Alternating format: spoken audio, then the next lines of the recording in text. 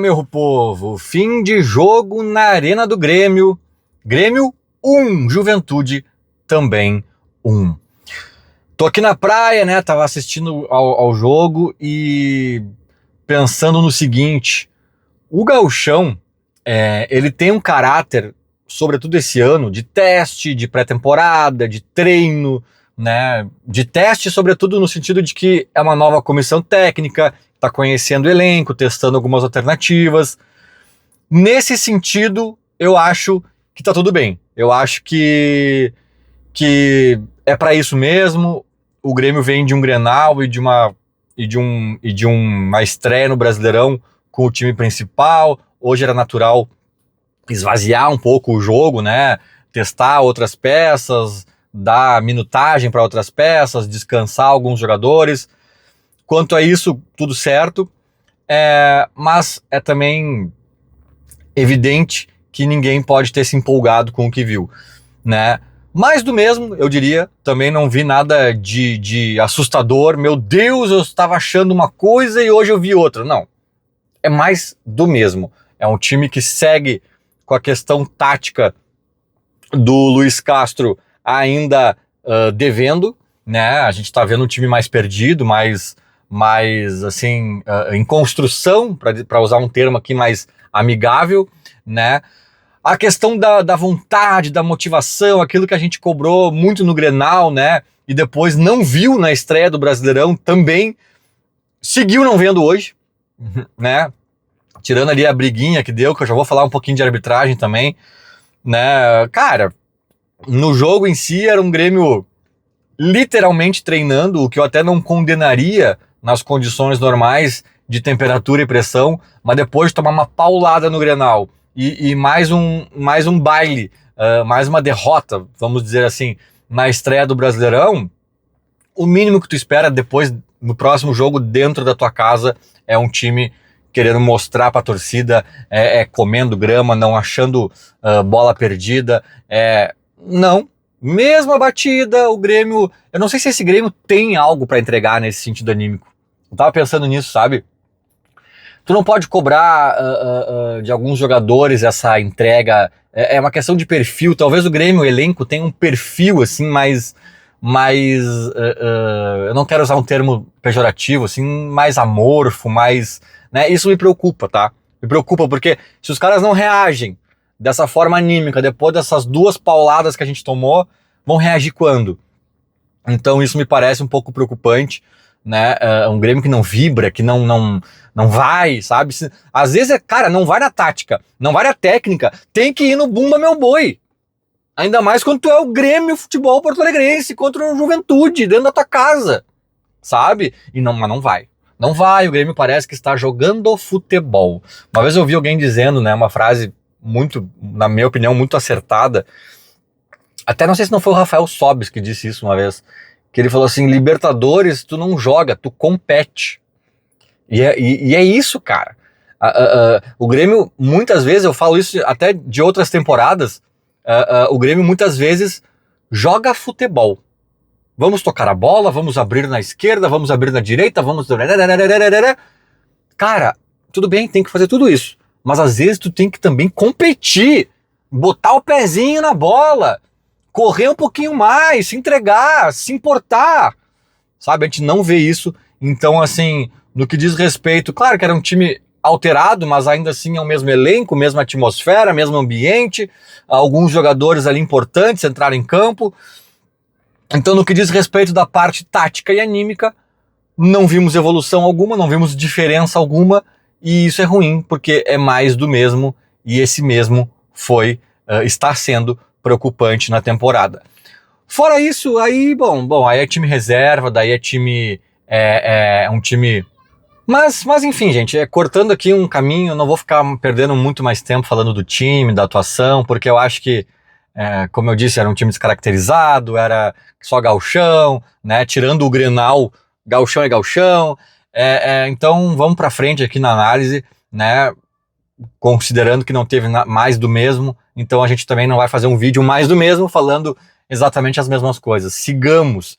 E antes de seguir com a parte boa da tarde de hoje, Falar um pouquinho de arbitragem, né? Porque também esculhambou um pouco o jogo. Acho que o segundo tempo ali também foi um pouco bagunçado por uma... Aliás, o jogo inteiro foi bagunçado por uma arbitragem desastrosa, que no final do jogo, pelo que eu vi ali, ainda deu amarelo pro Luiz Castro, que foi lá reclamar, e expulsou o Balbuena, que poderia ser um jogador importante ali nas quartas de final, né? Enfim, uma arbitragem horrorosa do início ao fim.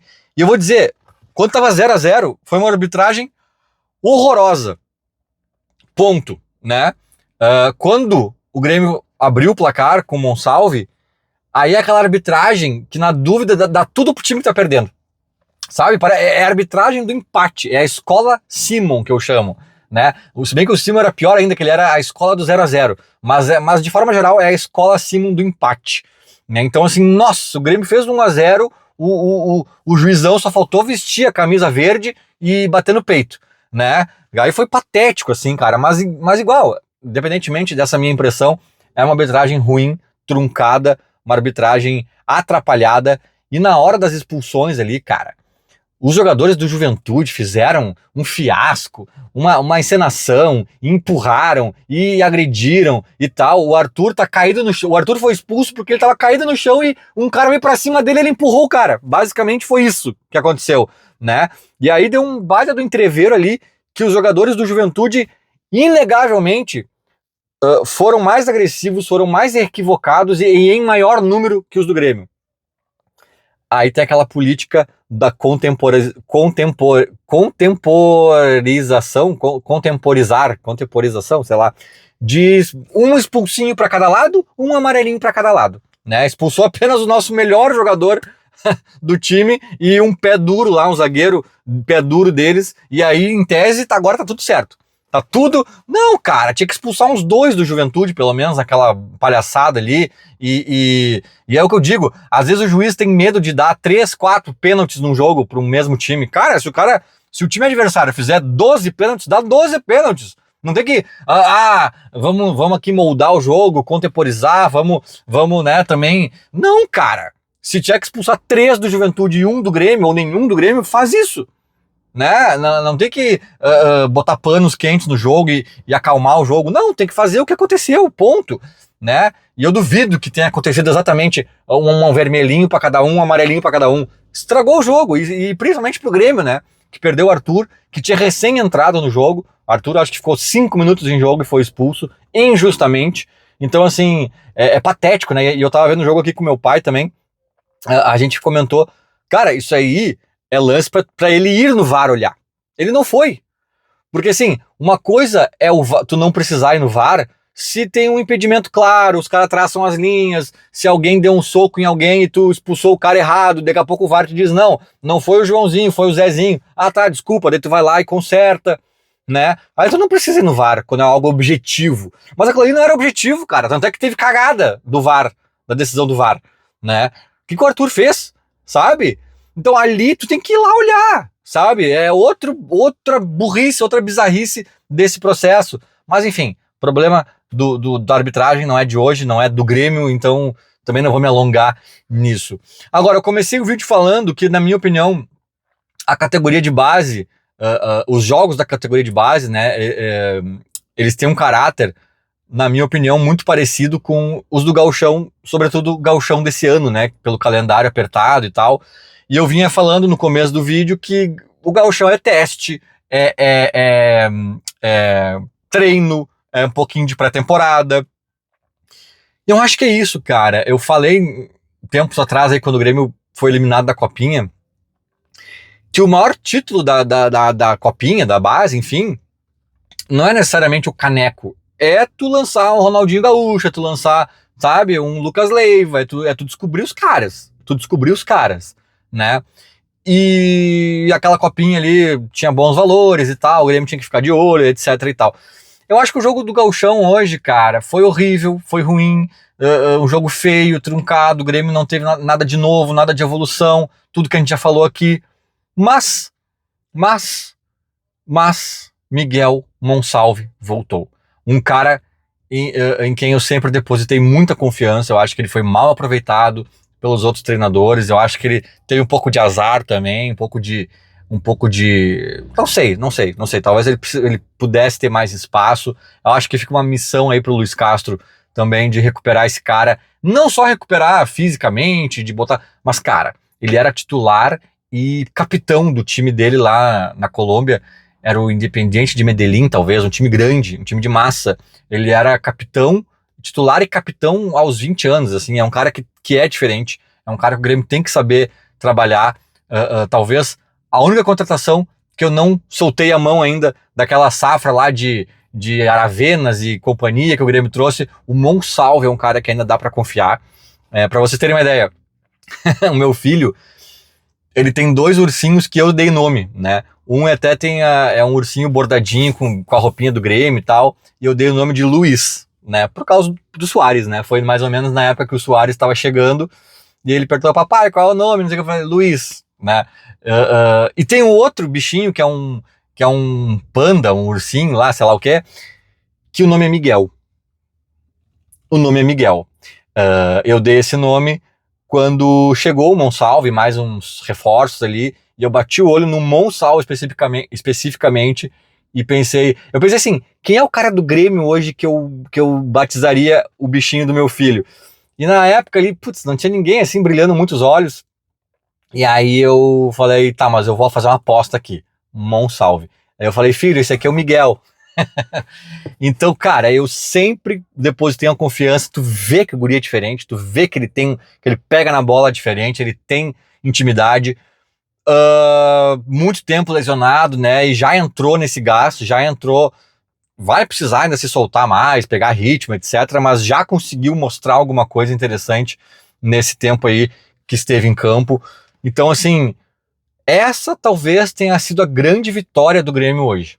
Não os 3 pontos, não o placar, né, que não foi positivo, mas talvez um reforço que possa estar surgindo, um reforço interno, né? Eu também faço uma menção honrosa ao Noriega, que pode ter sido um outro encaminhamento de reforço para o time principal na volância, né? O Grêmio que busca um camisa 5, o Grêmio que não tem esse primeiro volante, e hoje o Noriega, acho que pela primeira vez foi testado ali sob o comando do Luiz Castro, e respondeu bem, na minha opinião, respondeu bem, acho que pode ser uma alternativa, né? Tem outros zagueiros ali para fechar a zaga, talvez o Noriega consiga fazer essa função de volante e resolver um outro problema do time titular, né? Então, com menção honrosa a Noriega na volância, mas principalmente dando destaque ao retorno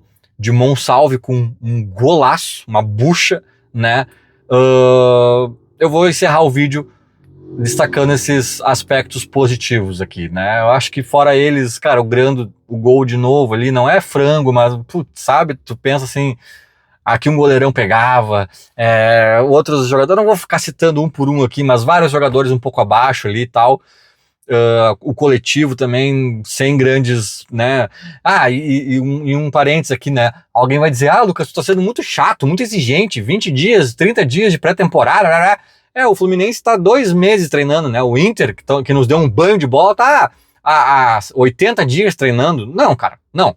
Tipo assim, é a pré-temporada, eu passo todo esse pano, né? Mas no fim das contas também tem outros times aí que tem, os do interior tem uma folha salarial que só o Bright White sozinho já paga, né? E em termos de ritmo e início de temporada e tal, os times grandes que o Grêmio pegou aí também estão na mesma situação. Então, sim, já dava para ver alguma coisa tática um pouquinho melhor. Claro, a gente trocou de comissão técnica, o Fluminense não, mas o Inter também trocou, né?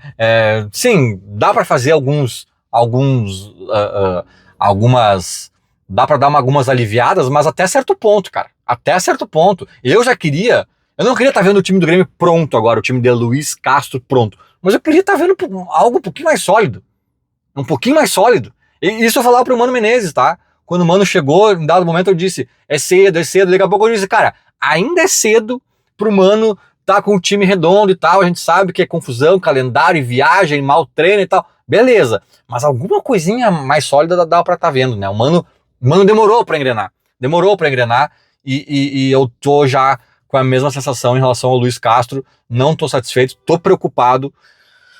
Mas de saldo positivo hoje eu destaco principalmente o retorno de Miguelito Monsalvito. Vamos acompanhar. Feito! Era mais ou menos isso. Falou, abraço.